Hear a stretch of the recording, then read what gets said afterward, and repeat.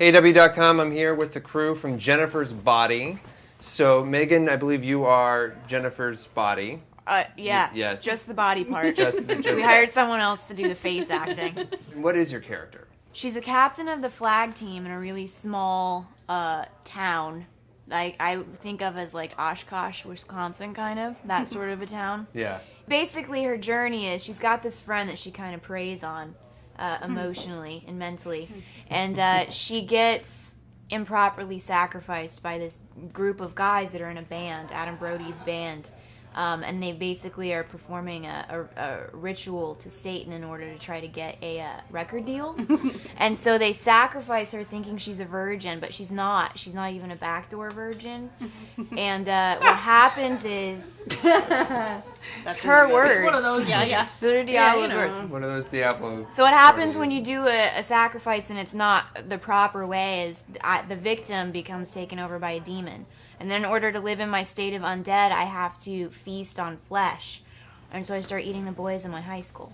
I can't believe how concise that was. That's exactly what happens in the film. It's amazing. Well, what inspired you to do a story like that? I just think a lot of girls, particularly adolescent girls, are ravenous individuals.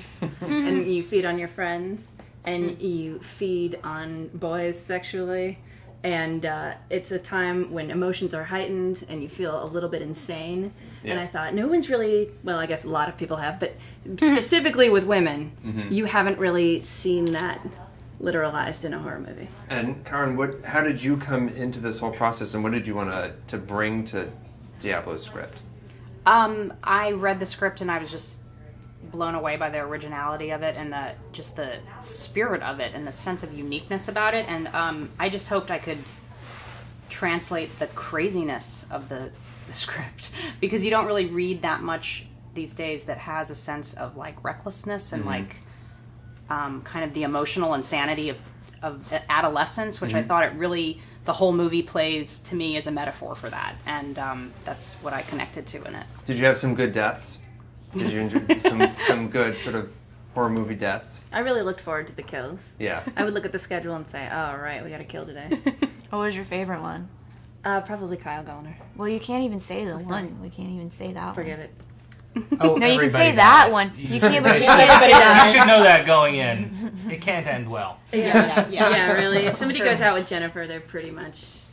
They're done. Toast. Yeah. How many are you Comic-Con veterans, and how many of you are here for your first time? Is this like Rocky Horror, where you're like a virgin if you haven't been? Yeah, pretty much. Oh, I see. So You're you worried haven't about them been? taking you out and doing something awful. Exactly. You know? Yeah. I don't this is your first want to time. be pulled into the crowd, because this is actually my first time.